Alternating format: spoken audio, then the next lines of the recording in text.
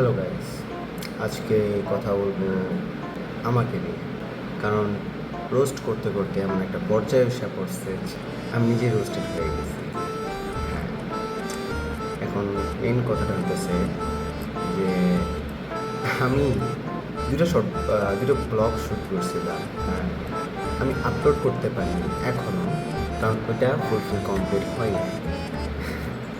রমজান মাসে ফার্স্টে মানে ব্লগ V9 যেটা ফার্স্ট আমি রমজান মাসে নেব ভাবছিলাম, যেটা আমি ইফতার করতেছি ফ্রেন্ডরা মিলে এটা। তো আমার একটা সুদর্শন বন্ধু আছে, নাম বলবো না, অনেকে ইতিমধ্যে V7-এ দেখছে।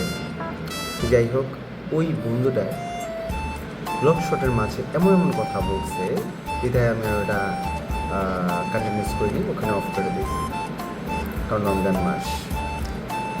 আর এটা আবার রিকেট করতে চেয়েছিলাম চিড়িয়াখানাতে। তো আমি আসলে মানে নিউজ রিপোর্টস দেখতেছিলাম না কয়েকদিন যাবো, তো আমি ভাবতেছিলাম চিড়িয়াখানা যাব।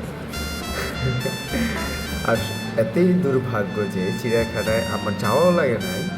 ওখানে এই মিরপুরের যে জায়গাটা, ওই জায়গাটা প্রায় মিনিমাম হলো 5-6 লাখ মানুষ ছিল, এত পরিমাণে ভিড়। এই ভিড়ের মাঝে তার শ্যুট নেওয়া যাবে না, সেই জন্য ওরা ওখানেই